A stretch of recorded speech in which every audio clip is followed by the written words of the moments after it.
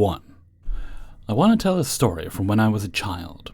I was about 7 or 8 years old, so this was around 10, 11 years ago now.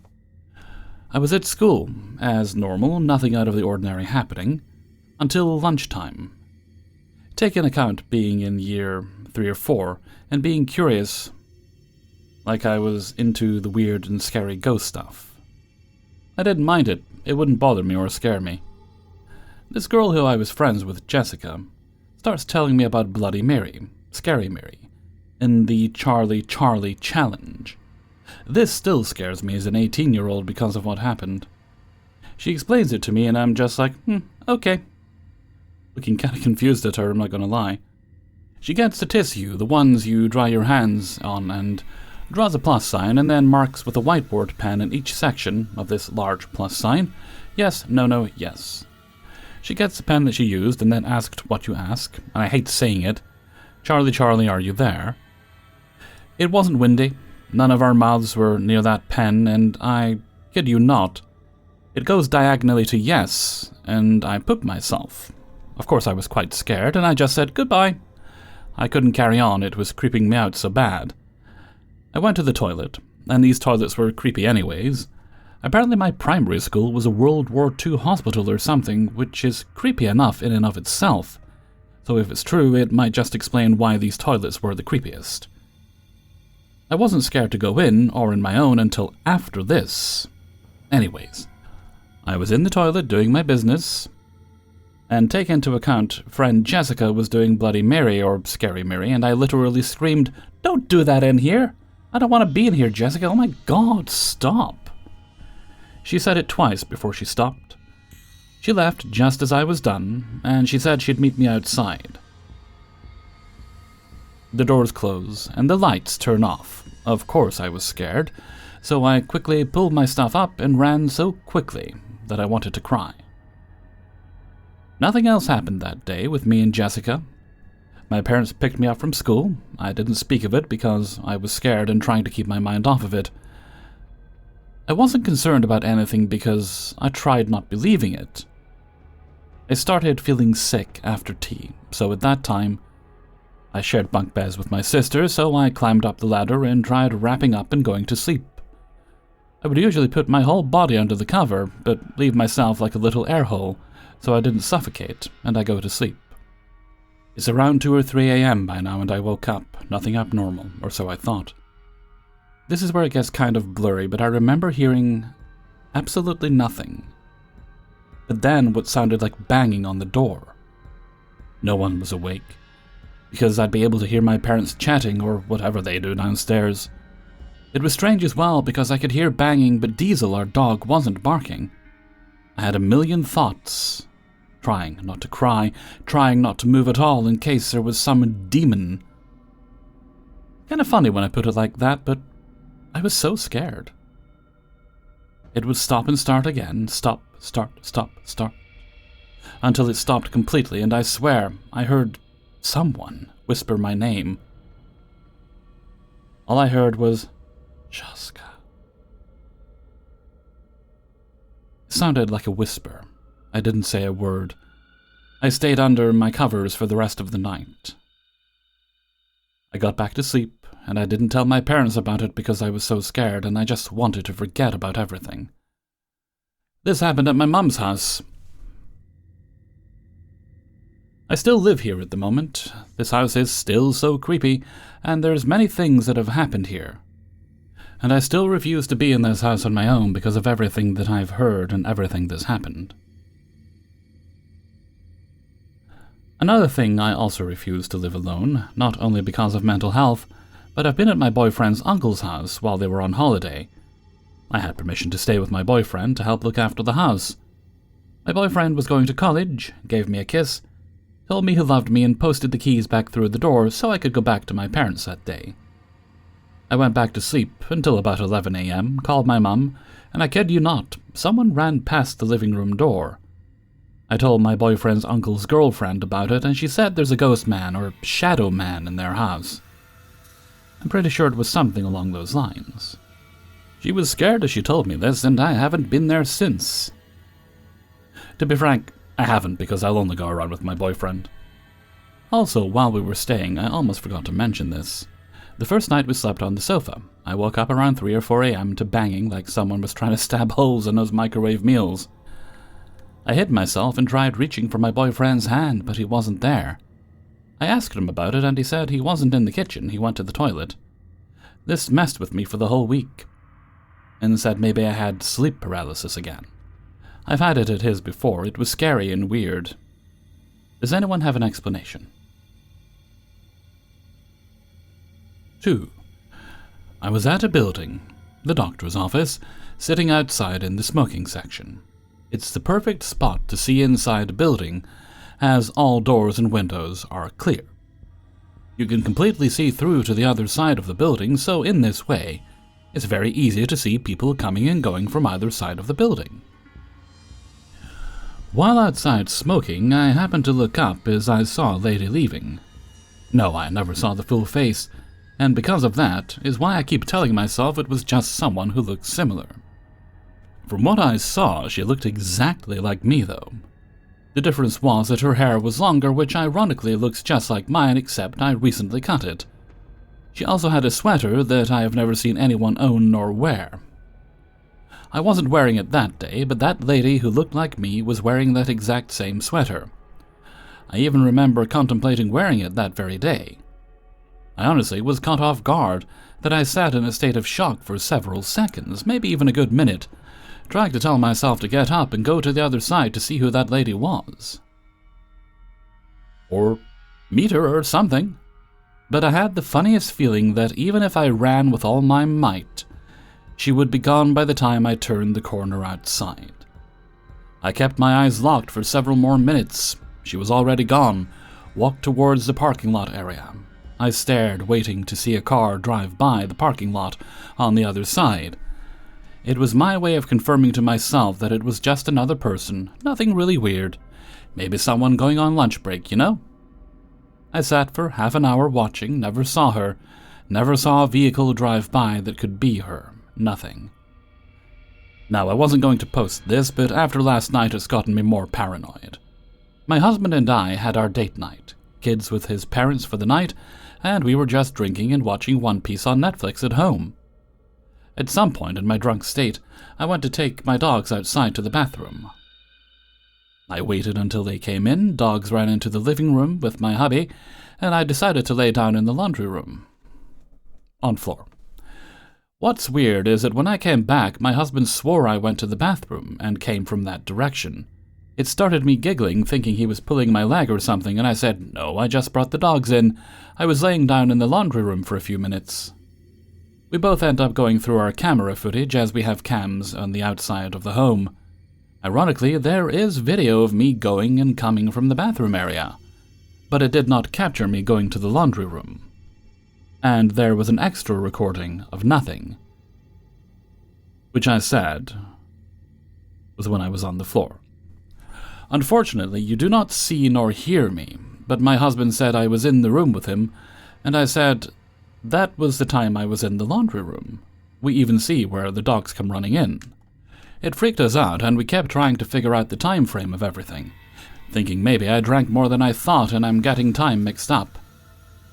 We got tired, as it was late, trying to figure out, and headed to bed.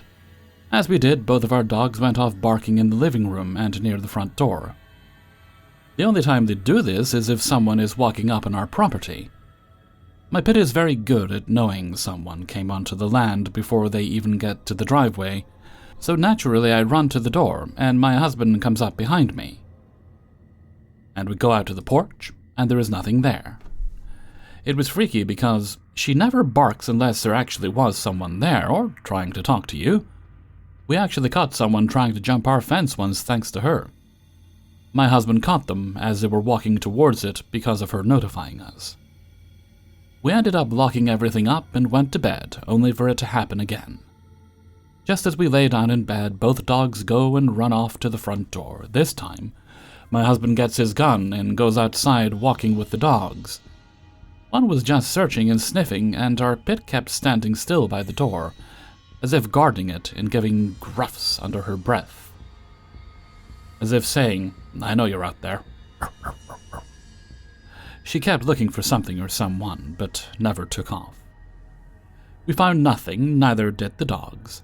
Abby chalked it up to being random animals and her having really good hearing. I'm getting paranoid. I guess I'm hoping people will tell me I'm making a mountain out of a molehill here. Thanks for your responses. 3. So this experience occurred about 6 years ago, during the spring break of my freshman year of high school. I was on a camping trip with my dad at a state park in Oregon. This particular trip was pretty unusual because we had a truck camper and were in a heavily peopled and domesticated area. Our usual sites of choice lay deep in the woods, off disused logging roads or game trails. We liked and continue to like camping where other people don't tread. It feels more wild. Anyway, we're at this super busy state park. It's got horse riding trails, good fishing, and good proximity to the nearest town. You could get to the town within about 30 minutes of walking.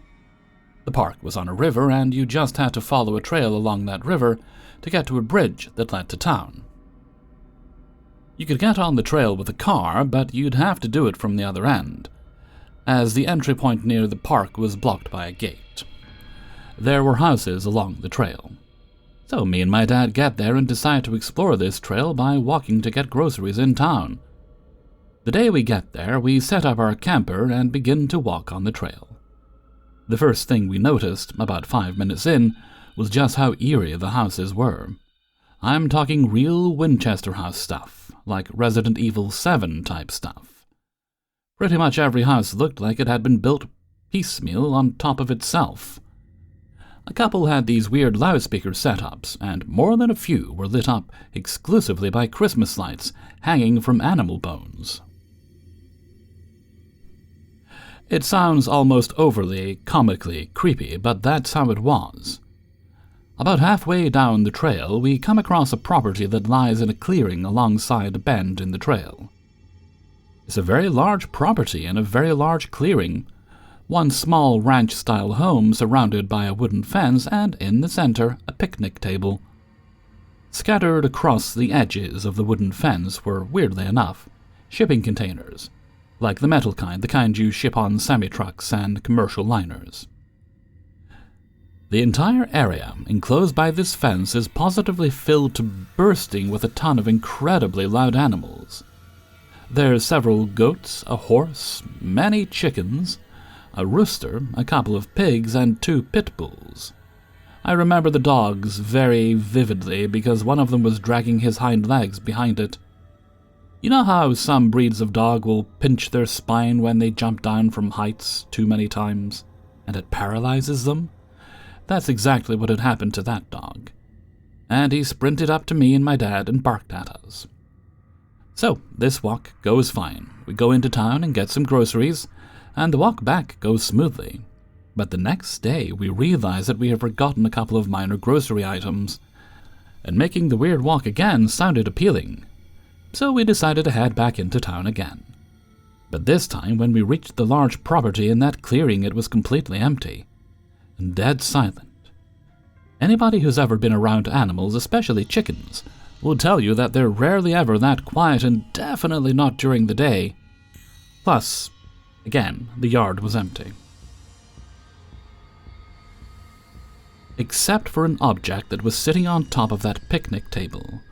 When we first came to the property, my dad said, "Whoa, look at that sculpture." We assumed it was some sort of art. It appeared to be a very large dog, black and shiny like obsidian, but oddly polygonal, like one of the characters in Superhot. It had a long, skinny pyramid for a snout and large, pointy ears. There were no eyes to speak of. But as we kept walking, we realized that its head was following us, like it was looking at us or tracking our movement. That realization, like it had us in its sights, was the scariest moment of my life. I'm genuinely unable to convey to you how scary that moment was. It felt like if this thing wanted to kill me and my dad, it could have done it in an instant. It felt like I was being watched and assessed by something so definitively and infinitely more lethal than me that my only recourse was to run as fast as I could. There was absolutely no fight in this fight-or-flight scenario. I felt like a deer and just realized I was looking at a cougar. So we keep walking. We try to make conversation, but at this point we're both so scared that we're side-eyeing this thing while we're walking and mumbling to each other. We felt like if we looked at it too long, it would get wise and just kill us. But it didn't, and we made it safely to the store. We were in this stupor while we were talking, almost like a trance.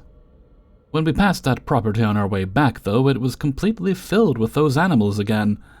Literally not even 20 minutes later, and every single animal we had seen the day before was there again. We left that day. Neither of us could stomach the idea of sleeping in that place for another night. I have no idea what I saw. I've been told it could have been a demon, an evil spirit, an alien, or even much more mundane things like a black bear or a garden variety dog. But nothing matches the description of what I saw or the fear I felt when I saw it. I didn't sleep right for weeks after. 4. Okay, so this is just for my own confirmation. I know what I saw, but I need others to help me if possible. When I was 10, so spring of 1999, my father and I went on a day out trout fishing to the area of Burgoo, West Virginia. We had fished throughout the day, and as the sun was setting, so about 6:30-ish, we started heading home. Well, since this was before GPS was affordable and Google Maps existed, my father managed to take a wrong turn and we ended up going down a mountain road that we likely had no business going down. Well, after about 45 minutes to an hour, my dad realized we were going the wrong way. He managed to find a place to turn around. Now, to explain, on the way down the mountain, I, in the passenger seat, only saw the side of the mountain, and the view wasn't anything to write home about. It also got fully dark about 20 minutes into the drive down the mountain, so I couldn't see much beyond the headlights afterwards. On the way back, however, I saw something that I know I saw but can't otherwise explain. On the way back up the mountain, despite the darkness, I clearly saw what appeared to be a young girl in a nightgown sitting on a stump. She appeared to be holding a teddy bear or something similar, and had black hair that was down to her mid-back. By clearly saw, I mean after the headlights of the truck had passed her, I could clearly see her in as much detail as a child of 10 could see. She seemed to glow in the night. Her gown clearly white, and her hair was black or dark in coloration. She was holding something in her arms that appeared to be a teddy bear or some sort of stuffed doll. She was about 30 to 40 yards off the mountain road, just sitting and waiting on the stump, her back to me. I, being the young and naive 10-year-old, mentioned what I saw to my father. I wanted him to stop and see if she needed help. But he said we're running low on gas and needed to find a gas station. He promised to tell someone in the gas station what I saw. For reference, I saw her about halfway back up the mountain. As luck would have it, when you got out of the mountain road and back on the main road, there was a gas station. This was when you could fill up your tank and then go in and pay. So my father did just that. Before he went inside to pay, he asked me if I wanted anything, so I obviously said yes. I told him what I wanted and asked for him to tell the people in the gas station that I saw the girl. He said he would and ran inside and got me what I asked for and a snack. When he got back in the truck, I asked again if he told them about the girl, and he told me he did, but I have no way to verify if he did as I stayed in the truck. We then managed to drive home, late but we got home.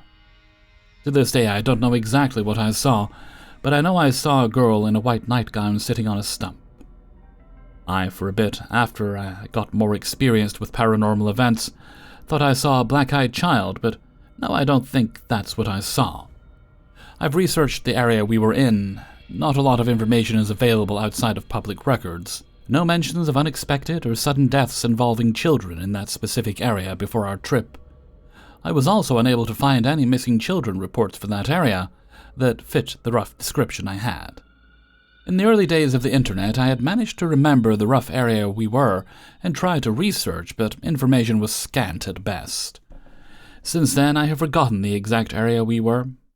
But even with current information, I am still at a loss to find a good explanation for what I saw in that area. I'm appealing to you, good people, for any information about the area that I may have missed or overlooked. Even similar experiences in that area would help me out. There were also no houses in this area, or even signs of old defunct homesteads to my memory. It was just an old mountain road, likely old logging road given the area. My father denies this event, despite my insistence that it happened. I don't know if he forgot or intentionally suppressed it. Any help or insight would be much appreciated. Thank you in advance. 5. Part 1. This happened about a couple of years ago, early in the morning. About 5 a.m. I was using a metro station's restroom when I caught some sort of figure from the corner of my eyes. I'm pretty sure the figure was waving at me, but when I turned around there was no one there.